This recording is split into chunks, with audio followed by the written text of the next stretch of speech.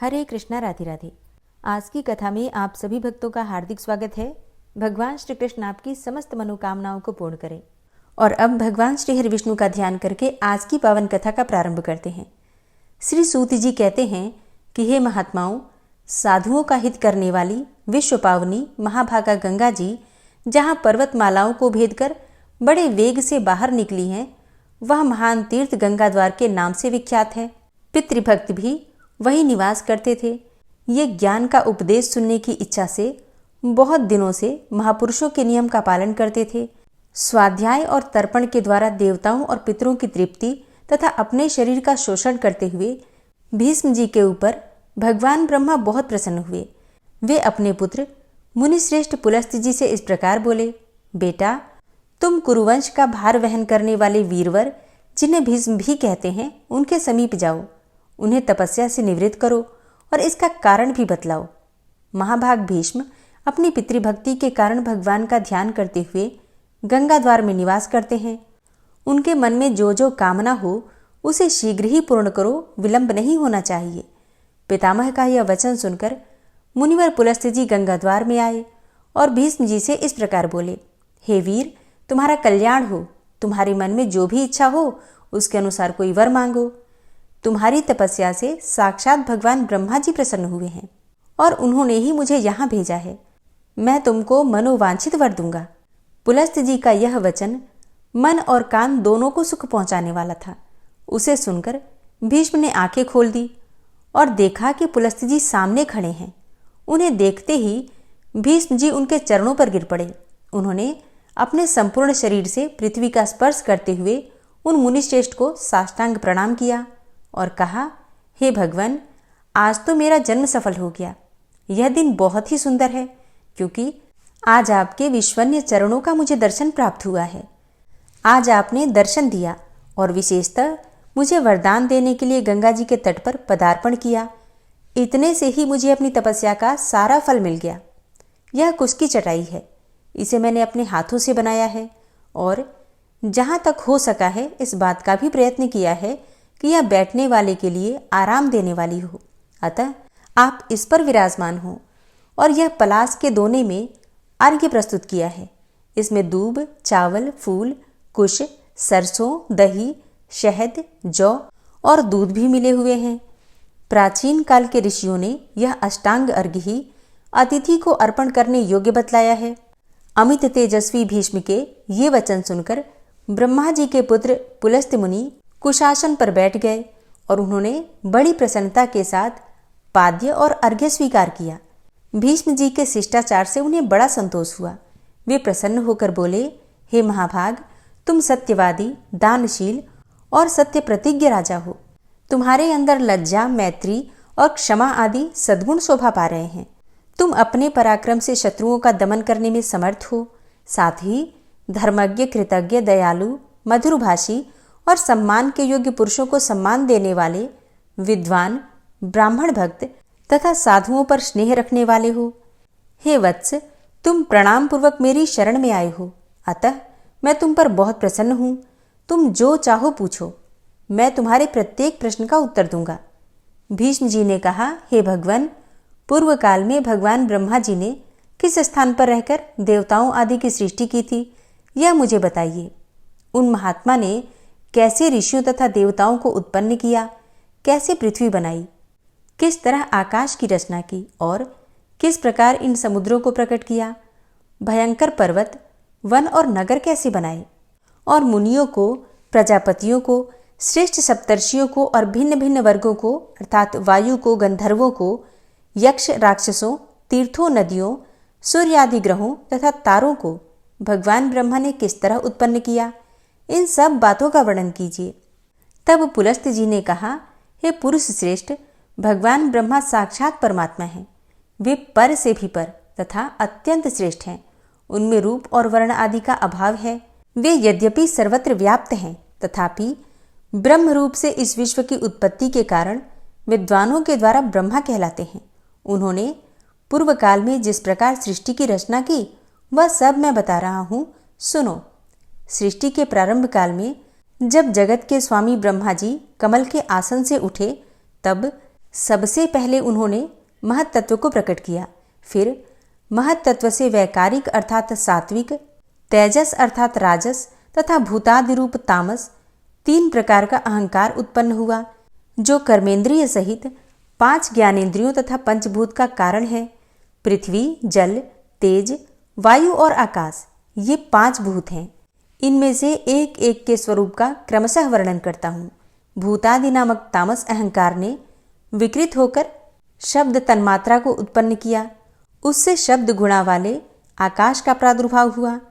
भूतादि अर्थात तामस अहंकार ने शब्द तन्मात्रा रूप आकाश को सब ओर से आच्छादित किया। तब शब्द तन्मात्रा रूप आकाश ने विकृत होकर स्पर्श तन्मात्रा की रचना की, उससे अत्यंत बलवान वायु का प्राकट्य हुआ, जिसका गुण स्पर्श माना गया है।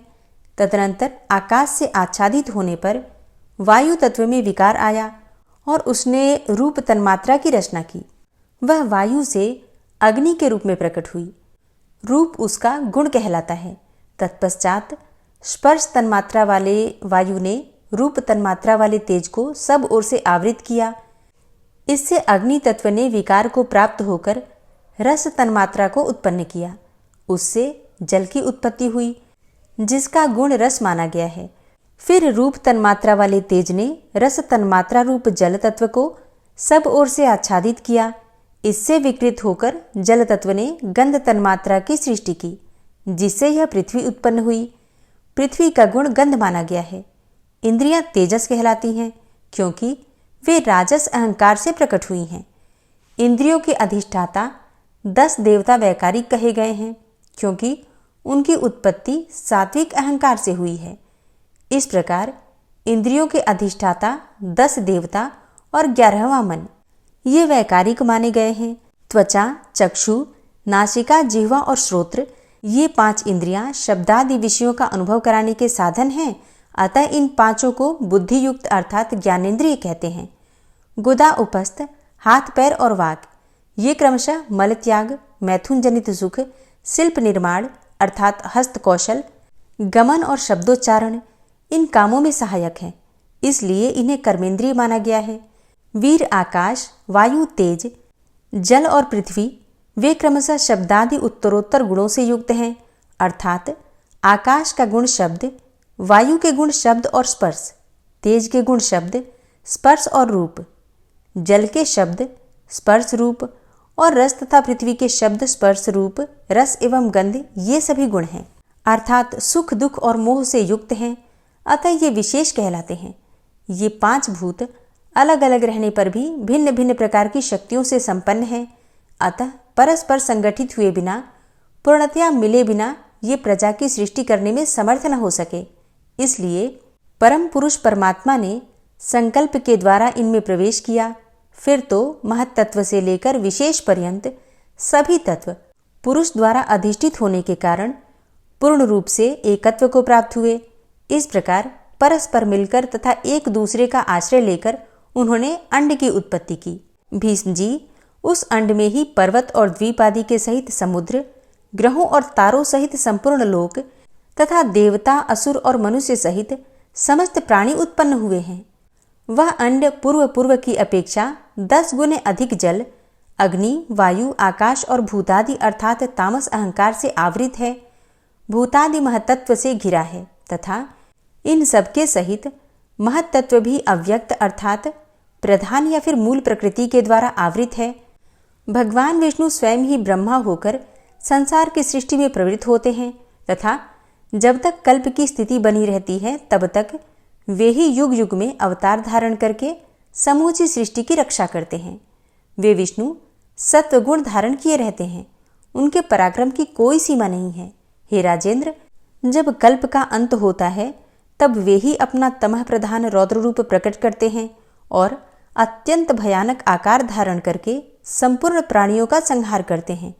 इस प्रकार सब भूतों का नाश करके संसार को एकार्णव के जल में निमग्न करके वे सर्वरूपधारी भगवान स्वयं शेषनाग की शैया पर शयन करते हैं। फिर जागने पर ब्रह्मा का रूप धारण करके वे नए सिरे से संसार की सृष्टि करने लगते हैं। इस तरह एक ही भगवान जनार्दन सृष्टि पालन और संहार करने के कारण ब्रह्मा, विष्णु तथा शिव नाम धारण करते हैं। वे प्रभु सृष्टा होकर स्वयं अपनी ही सृष्टि करते हैं, पालक होकर पालनीय रूप से अपना ही पालन करते हैं और संहारकारी होकर स्वयं अपना ही संहार करते हैं। पृथ्वी, जल, तेज, वायु और आकाश सब वे ही हैं, क्योंकि अविनाशी विष्णु ही सब भूतों के ईश्वर और विश्वरूप हैं। इसलिए प्राणियों में स्थित सर्ग आदि भी उन्हीं के सहायक हैं। पुलस्त्य जी कहते हैं, हे राजन, ब्रह्मा जी सर्वज्ञ हैं और साक्षात नारायण के ही स्वरूप हैं। वे उपचार से आरोप द्वारा ही उत्पन्न हुए कहलाते हैं। वास्तव में तो वो नित्य ही हैं। अपने निजी मान से उनकी आयु 100 वर्ष की मानी गई है। वह ब्रह्मा जी की आयु पर कहलाती है। उसके आधे भाग को परार्ध कहते हैं। 15 निमेष की एक काष्ठा होती है और 30 काष्ठाओं की एक कला और 30 कलाओं का एक मुहूर्त होता है और 30 मुहूर्तों के काल को मनुष्य का एक दिन और रात माना गया है। 30 दिन रात का एक मास होता है। एक मास में 2 पक्ष होते हैं। 6 महीनों का एक अयन और 2 अयनों का एक वर्ष होता है। अयन 2 हैं, दक्षिणायन और उत्तरायण। दक्षिणायन देवताओं की रात्रि है और उत्तरायण उनका दिन होता है। देवताओं के 12,000 वर्षों के 4 युग होते हैं, जो क्रमशः सत्ययुग, त्रेता, द्वापर और कलयुग के नाम से प्रसिद्ध हैं। अब इन युगों का वर्ष विभाग सुनो। पुरातत्व के ज्ञाता विद्वान पुरुष कहते हैं कि सत्ययुग आदि का परिमाण क्रमशः 4, 3, 2 और 1,000 दिव्य वर्ष हैं। प्रत्येक युग के आरंभ में उतने ही 100 वर्षों की संध्या कही जाती है और युग के अंत में संध्यांश होता है। संध्यांश का मान भी उतना ही है जितना कि संध्या का। हे नृपश्रेष्ठ, संध्या और संध्यांश के बीच का जो समय है उसी को युग समझना चाहिए। वही सत्ययुग और त्रेता आदि के नाम से प्रसिद्ध है। सत्ययुग, त्रेता, द्वापर और कलयुग ये सब मिलकर चतुर्युग कहलाते हैं और ऐसे 1000 चतुर्युगों को ब्रह्मा का एक दिन कहा जाता है। हे राजन, ब्रह्मा के एक दिन में 14 मनु होते हैं। उनके समय का परिमाण सुनो। सप्तर्षि, देवता, इंद्र, मनु और मनु के पुत्र ये एक ही समय में उत्पन्न होते हैं तथा अंत में साथ ही साथ इनका संहार भी हो जाता है। 71 चतुर्युग से कुछ अधिक काल का एक मनवंतर होता है।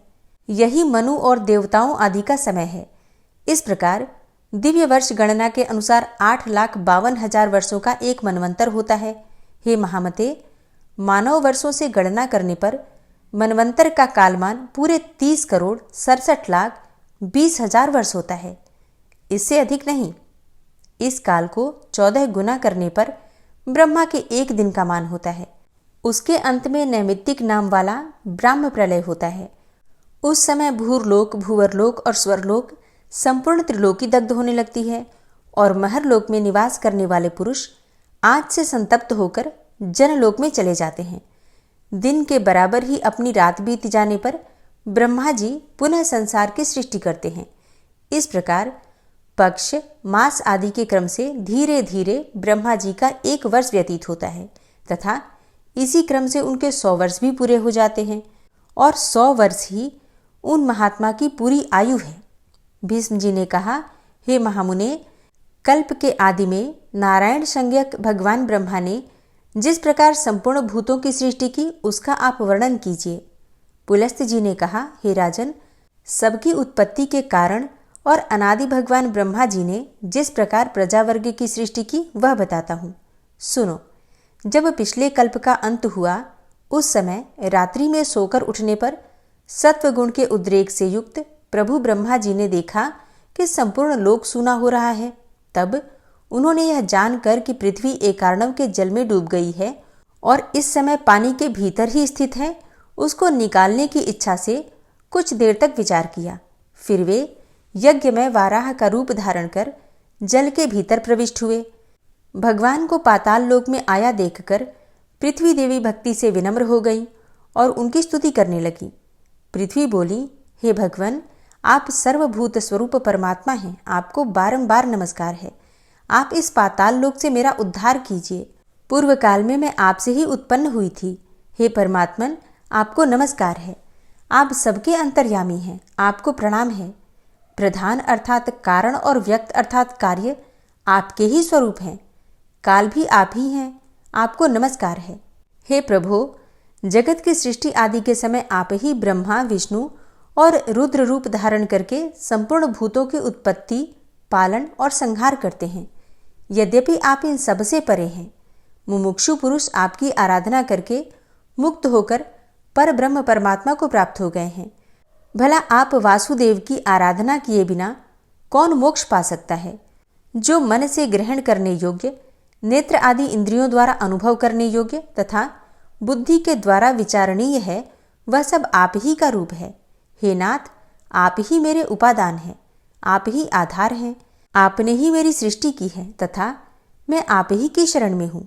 इसलिए इस जगत के लोग मुझे माधवी कहते हैं। पृथ्वी ने जब इस प्रकार से स्तुति की, तब उन परम कांतिमान भगवान धरणीधर ने घर स्वर में गर्जना की और सामवेद ही उनकी उस ध्वनि के रूप में प्रकट हुआ।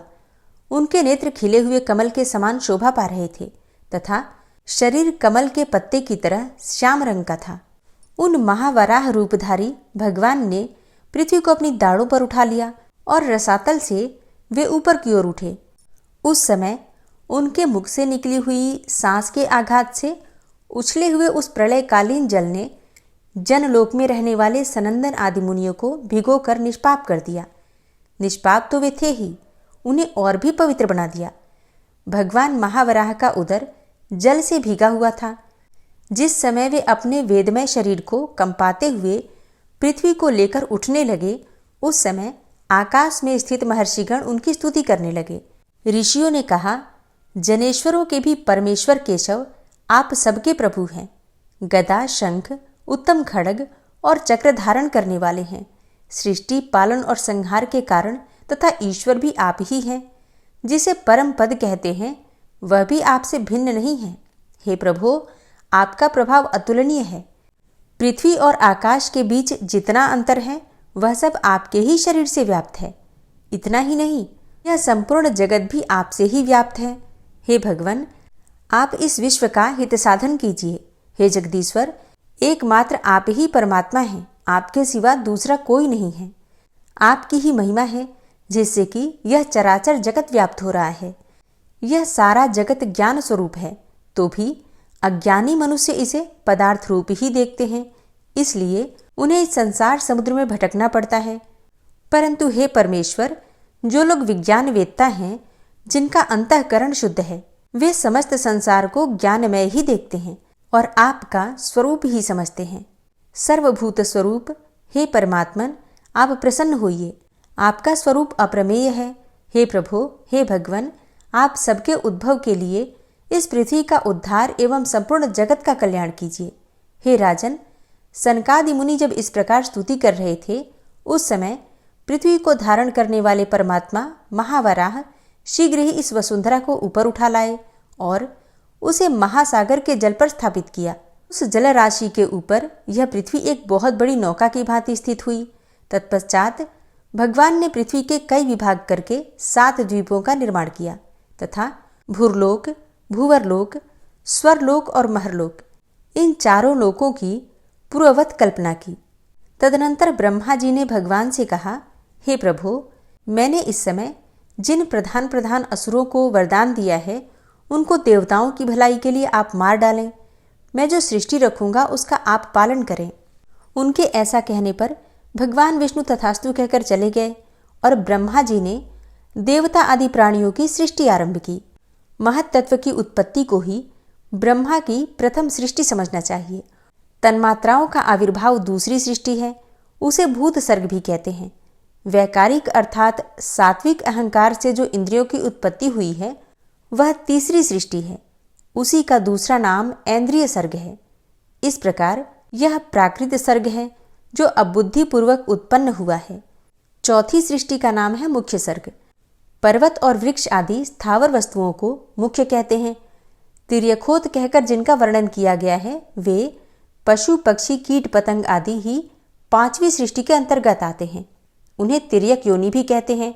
तत्पश्चात ऊर्ध्वरेता देवताओं का सर्ग है, वही छठी सृष्टि है और उसी को देव सर्ग भी कहते हैं। तदनंतर 7वीं सृष्टि अर्वाक सोताओं की है, वही मानव सर्ग कहलाता है। 8वां अनुग्रह सर्ग है, वह सात्विक भी है और तामस भी। इन 8 सर्गों में से अंतिम 5 वैकृत सर्ग माने गए हैं तथा आरंभ के 3 सर्ग प्राकृत बताए गए हैं। 9वीं कौमार सर्ग है, वह प्राकृत भी है और वैकृत भी। इस प्रकार जगत की रचना में प्रवृत्त हुए जगदीश्वर प्रजापति के ये प्राकृत और वैकृत नामक 9 सर्ग तुम्हें बतलाए गए, जो जगत के मूल कारण हैं। अब तुम और क्या सुनना चाहते हो? भीष्म जी ने कहा, हे गुरुदेव, आपने देवताओं आदि की सृष्टि थोड़ी ही बताई है।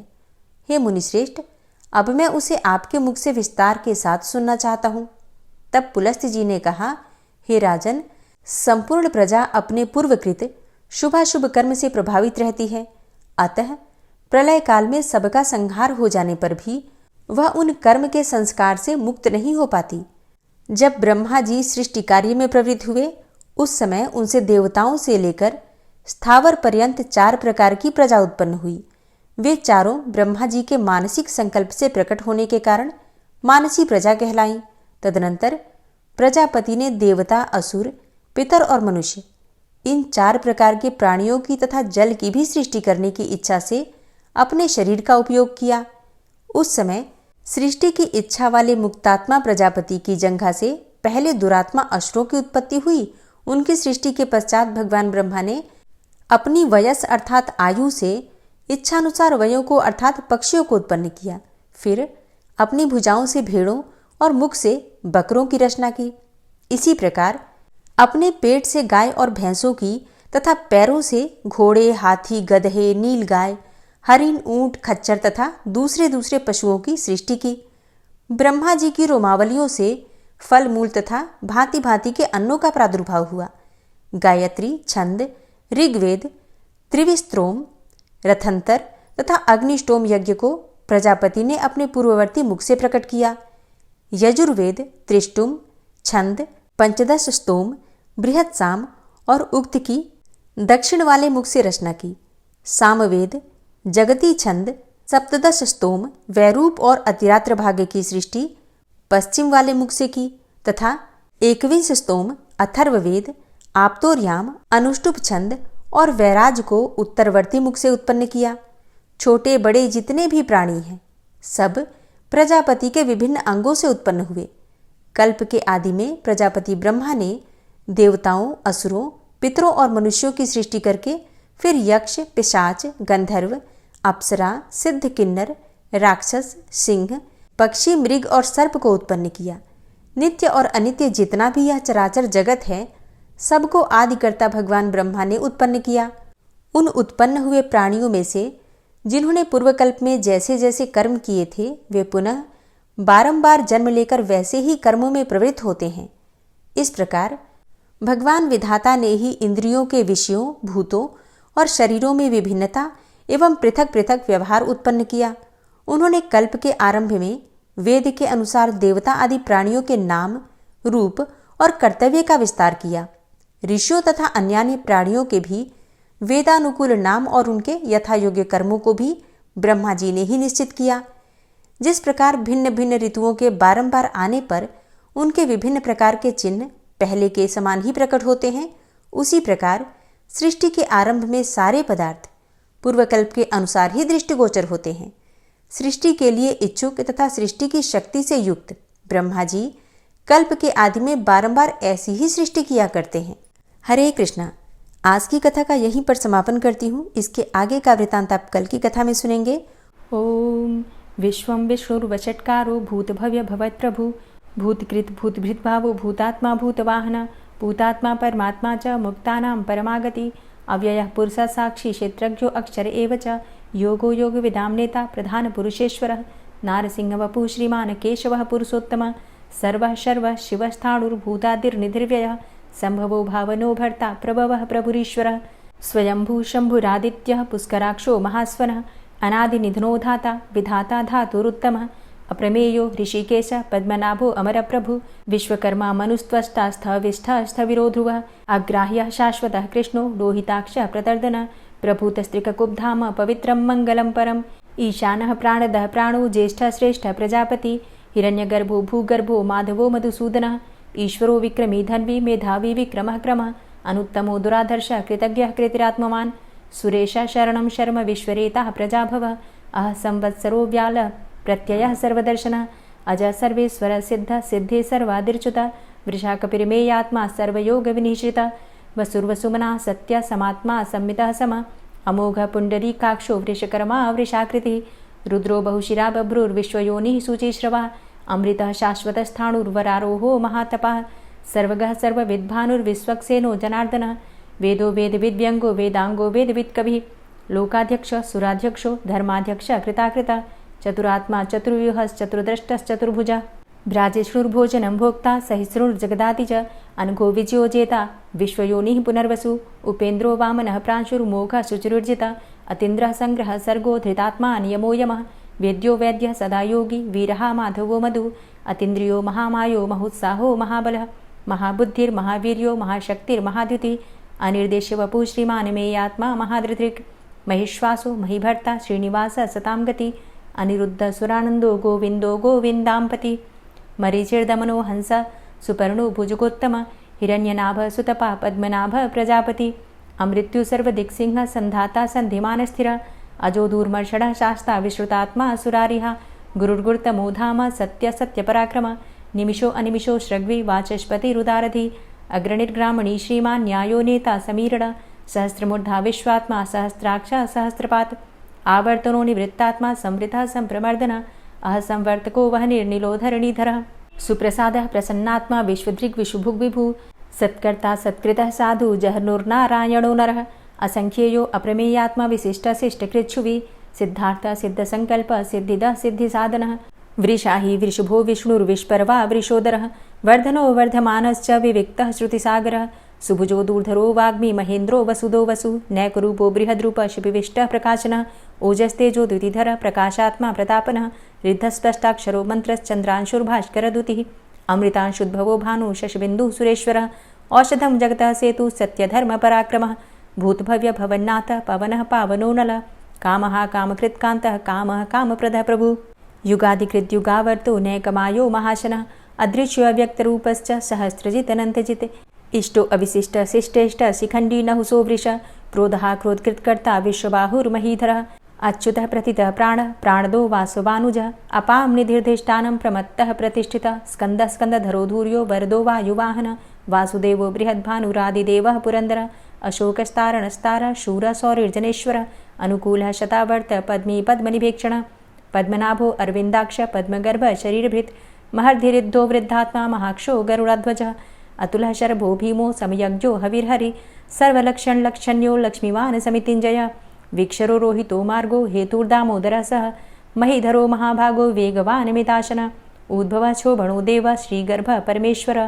करणं कारणं कर्ता विकर्ता गहनो गुह व्यवसायो व्यवस्थान संस्थान स्थानदो ध्रुव परर्थी परमस्पस्तुष्ट पुष्ट शुभेक्षण रामो विरामो विरजो मार्गो नेयो नयोनयः वीर शक्तिमतां श्रेष्ठो धर्मो धर्मविदुत्तमः वैकुण्ठः पुरुषः प्राणदः प्रणवः पृथु हिरण्यगर्भः शत्रुघ्नो व्याप्तो वायुरुधोक्षजः ऋतुः सुदर्शनः कालः परमेष्ठी परिग्रह उग्रः संवत्सरो दक्षो विश्रामो विश्वदक्षिणः विस्तारः स्थावरस्थाणु प्रमाणं बीजमव्ययम् अर्थो अनर्थो महाकोशो महाभोगो महाधनः अनिर्विण्णः स्थविष्टोऽभू धर्मयुपो महामख नक्षत्रनेमिर्नक्षत्री क्षमा चामः समीहन यज्ञ इज्यो महेज्यश्च क्रतुसत्रं सतां गतिः सर्वदर्शी विमुक्तात्मा सर्वज्ञो ज्ञानमुत्तमं सुव्रतः सुमुखः सुष्मा सुघोषः सुखदः सुहृतः मनोहरो जित्क्रोधो वीरबाहुर्विदारणः स्वापनः स्ववसो व्यापी नैकात्मा नैककर्मकृत् वत्सरो वत्सलो वत्सी रत्नगर्भो धनेश्वरः धर्मगुप्त धर्मकृद्धर्मी सदसक्षरमक्षरम् अविज्ञाता सहस्रांशुर्विधाता कृतलक्षणः गभस्तिनेमिः सत्त्वस्थः सिंहो भूतमहेश्वरः आदिदेवो महादेवो देवेशो देवभृद्गुरुः उत्तरो गोपतिर्गोप्ता ज्ञानगम्यः पुरातनः शरीरभूतभृद्भोक्ता कपीन्द्रो भूरि दक्षिणः सोमभो अमृतपः सोम पुरुजित पुरुषोत्तमः विनयोजय सत्यसन्धो दाशाः सात्वताम्पतिः जीवो विनयिता साक्षी मुकुन्दो अमितविक्रमः अम्भो निद्रणन्तात्मा महोदधीशयोऽन्तकः अजो महारः स्वाभाव्यो जितामित्रः प्रमोदन आनन्दो नन्दनो नन्दः सत्यधर्मा त्रिविक्रमः महर्षि कपिलाचार्यः कृतज्ञो मेदिनीपतिः त्रिपदस्त्रिदशाध्यक्षो महाशृङ्गः कृतान्तकृत् महावराहो गोविन्दः सुखेणः कनकाङ्गदी गुह्यो गभीरो गहनो गुप्तश्चक्रगदाधरः वेधा स्वांगो अजिता कृष्णो दृढ़ संकर्षणोच्युत वरुणो वारुणो वृक्ष पुष्कराक्षो महामनाः भगवान् भगानन्दी वनमाली हलायुध आदित्यो ज्योतिरादित्यः सहिष्णुर्गति सत्तमः सुधन्वा खण्ड परशुर्दारुणो द्रविडप्रदः दिविस्त्रिक्सर्वदृग्व्यासो वाचस्पतिर्योनिजः त्रिसामासामगः साम निर्वाणं भेषजम्भिसक् संन्यासकृच्छमः शान्तो निष्ठा शान्तिः परायणं शुभांगः शान्तिदस्रष्टा कुमुदः कुवलेशय गोहितो गोपतिर्गोप्ता वृषभाक्षो वृषाप्रियः अनिवर्ति निवृतात्मा संक्षेप्ता चेमकृच्छिवः श्रीवत्स्वक्षा श्रीवास श्रीपति श्रीमतांबर श्रीद श्रीश श्रीनिवास श्रीनिधि श्रीविभावन श्रीधर श्रीकर श्रेय श्रीमान लोकत्रयाश्रय स्वक्ष स्वंग शतानंदो नंदिर्ज्योतिर्गणेश्वर विजितात्मा विधेयात्मा सत्कीर्तिश्छिन्न संशय उदीर्ण सर्वतक्षसुर निश शाश्वत स्थिर भूषयो भूषणो भूतिर्विशोकः शोकनाशन अर्चिष्मानर्चिता कुंभो विशुद्धात्मा विशोधन अनिरुद्धो अप्रतिरथ प्रद्युम्नो अमित विक्रमः कालिनेमि निहावीर शौरी सूर्जनेश्वर त्रिलोकात्मा त्रिलोकेशः केशवः केशिहारी कामदेवः कामपालः कामीकान्तः कृतागमः अनिर्देशव पुर्विष्णोर्वीरो अनन्तो धनञ्जयः ब्रह्मण्यो ब्रह्मकृद्ब्रह्मा ब्रह्म ब्रह्म विवर्धन ब्रह्मविद् ब्राह्मणे ब्रह्मी ब्रह्मज्ञो ब्राह्मणप्रियः महाक्रमो महाकर्मा महातेजा महुरगः महाक्रतुर्महायज्वा महायज्ञो महाहवि स्तव्यः स्तव प्रियः स्तोत्रं स्तुतिस्तोतारणप्रियः पूर्णः पुरैता पुण्यः पुण्यकीर्तिर्नामयः मनोजवस्तीर्थकरो वसुरेता वसुप्रद वसुप्रदो वासुदेव वसुर्वसुमनाहवि सद्गतिः सत्कीर्तिः सत्ता सद्भूति सत्परायणः शूरसेनो यदुश्रेष्ठः सन्निवासः सुयामुनः भूतावासो वासुदेवः सर्वासु निलयोऽनलः दर्पः दर्पदो दृप्तो दूढरोथा पराजितः विश्वमूर्तिर्महामूर्तिर्दीप्तमूर्तिर्मूर्तिमान् अनेकमूर्तिरव्यक्तः शतमूर्तिः शताननः एको नैकः सवकः किं यत्तत्पदमनुत्तमं लोकबन्धुर्लोकनाथो माधवो भक्तवत्सलः सुवर्णवर्णो हेमांगो वरांगश्चन्दनांगदी वीरः विषमः शून्यो घृताशीर चलश्चलः अमानीमानदो मान्यो लोकस्वामी त्रिलोकधृक् सुमेधा मेधजो धन्यः सत्यमेधा धराधरः तेजो वृषः द्वितिधरः सर्वशस्त्रभृताम्बरः प्रग्रहो निग्रहो व्यग्रो नैकशृङ्गो गदाग्रजः चतुर्मूर्तिश्चतुर्बाहुश्चतुर्व्यूहश्चतुर्गति चतुरात्मा चतुर्भावश्चतुर्वेदविदेकपात् समावर्तो अनिवृतात्मा दुर्जयो दुरतिक्रम दुर्लभो दुर्गमो दुर्गो दुरावासो दुरारिः शुभांगो लोकसारंग शुतन्तुस्तन्तुवर्धन इन्द्रकर्मा महाकर्मा कृतकर्मा कृतागम उद्भवः सुन्दरः सुन्दो रत्ननाभः सुलोचनः अर्को वाजसनः शृङ्गी जयन्तः सर्वविजयी सुवर्णबिन्दुरक्षोभ्य सर्वभागीश्वरेश्वरः महाह्रदो महागर्तो महाभूतो महानिधि कुमुदः कुन्दरः कुन्दः पर्जन्यः पावनोऽनिलः अमृताशो अमृतवपुः सर्वज्ञः सर्वतोमुखः सुलभः सुव्रतः सिद्धः शत्रुजित् शत्रुतापनः न्यग्रोधो दुम्बरो अस्वस्थश्चाणुरान्ध्रनिषूदनः सहस्रार्चिः सप्तजिह्वः सप्तैधा सप्तवाहनः अमूर्तिरणघो अचिन्त्यो भयकृद्भयनाशनः अणुर्बृहत्कृशः स्थूलो गुणभृन्निर्गुणो महान् अधृतः स्वधृतः स्वास्य प्राग्वंशो वंशवर्धनः भारभृतिकथितो योगी योगी स सर्वकामद आश्रमश्रमण क्षाम सुपर्णो वायुवाहन धनुर्धरो धनुर्वेदो दण्डोदमयितादम अपराजितः सर्वसहो नियन्ता नियमो यमः सत्त्ववान् सात्विकः सत्य सत्यधर्मपरायण अभिप्रायः प्रियार्होरः प्रियकृत्प्रीतिवर्धनः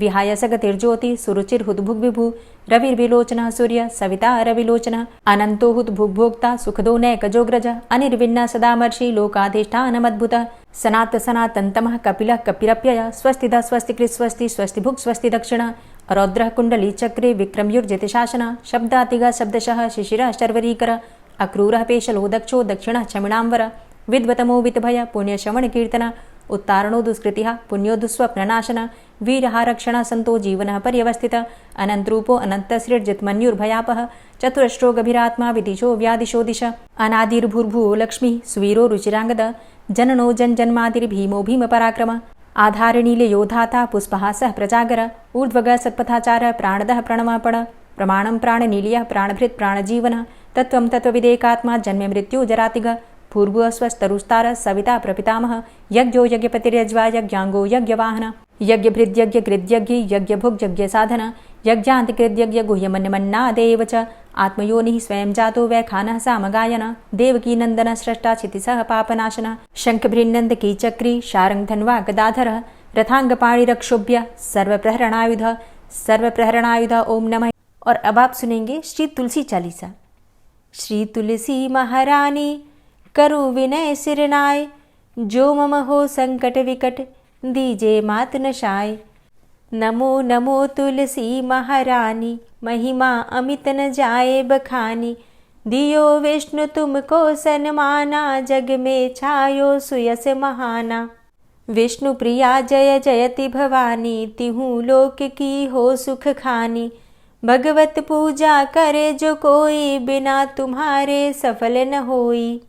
जिन घर तव नहीं होय निवासा, उस घर कर ही विष्णु नहीं बासा।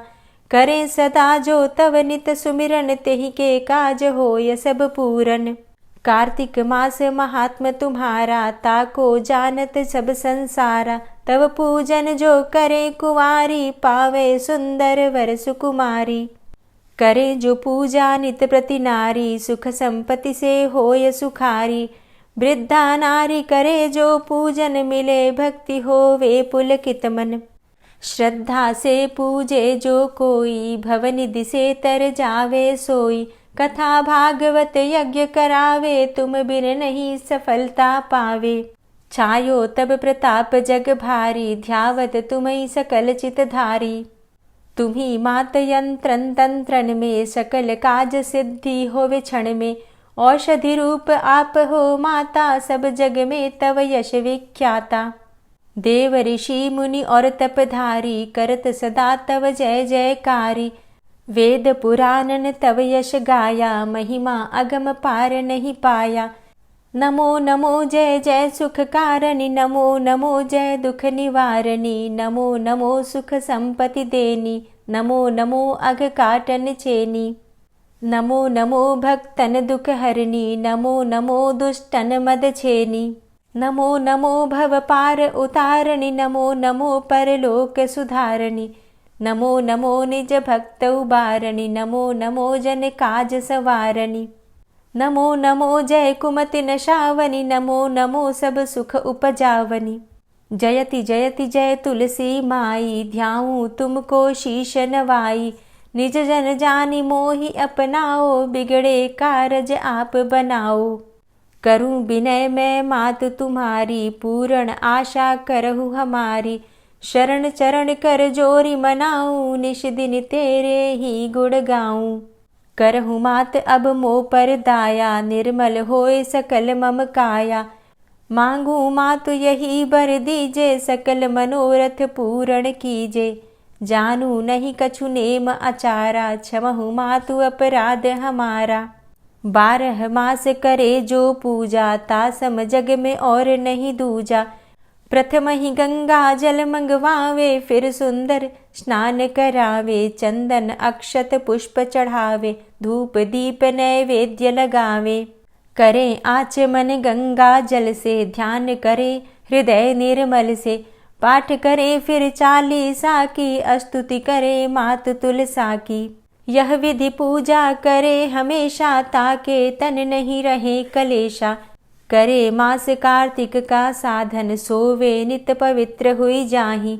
है यह कथा महासुखदाई, पढ़े सुने सो भव तर जाई।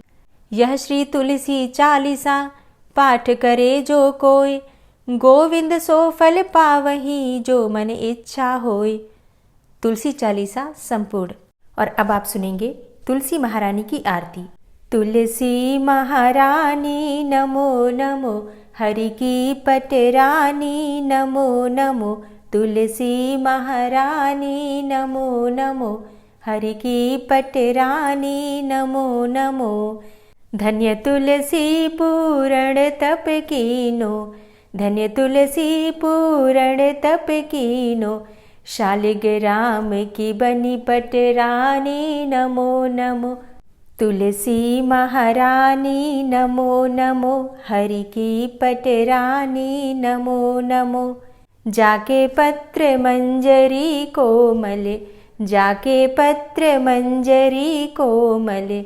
श्रीपति कमल चरण लपटानी नमो नमो, हरि की पटरानी नमो नमो। तुलसी महारानी नमो नमो। धूप दीप नैवेद्य आरती, धूप दीप नैवेद्य आरती।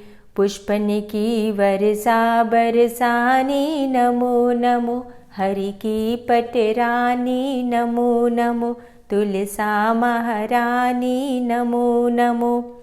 56 भोग 36 व्यंजन, 56 भोग 36 व्यंजन, बिन तुलसा हरि एक न मानी। नमो नमो तुलसी महारानी, नमो नमो हरि की पटरानी, नमो नमो। सभी सखी मैया तेरो यश गावे, सभी सखी मैया तेरो यश गावे, भक्ति दान दीजे महारानी, नमो नमो तुलसा महारानी, नमो नमो हरि की पटरानी, नमो नमो। नमो नमो तुलसा महारानी, नमो नमो तुलसी महारानी, तुलसी महारानी, नमो नमो हरि की पटरानी, नमो नमो तुलसी महारानी, नमो नमो हरि की पटरानी, नमो नमो।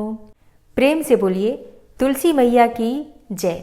दोस्तों, अगर आप फाल्गुन मास की एकादशी और महाशिवरात्रि के विषय में जानना चाहते हैं तो चैनल पर वीडियो अपलोड है, आप चाहें तो उसे देख सकते हैं। और आज की कथा कैसी लगी कमेंट बॉक्स में ज़रूर बताइए। वीडियो अच्छी लगी हो तो लाइक कीजिए, संभव हो तो शेयर भी कीजिए, और चैनल पर पहली बार आए हैं तो सब्सक्राइब करके बेल आइकन को ज़रूर प्रेस कर लीजिए अगर आपको आज की वीडियो अच्छी लगी है तो। मिलती हूँ मैं आपसे अगली वीडियो में, तब तक के लिए जय श्री राधे।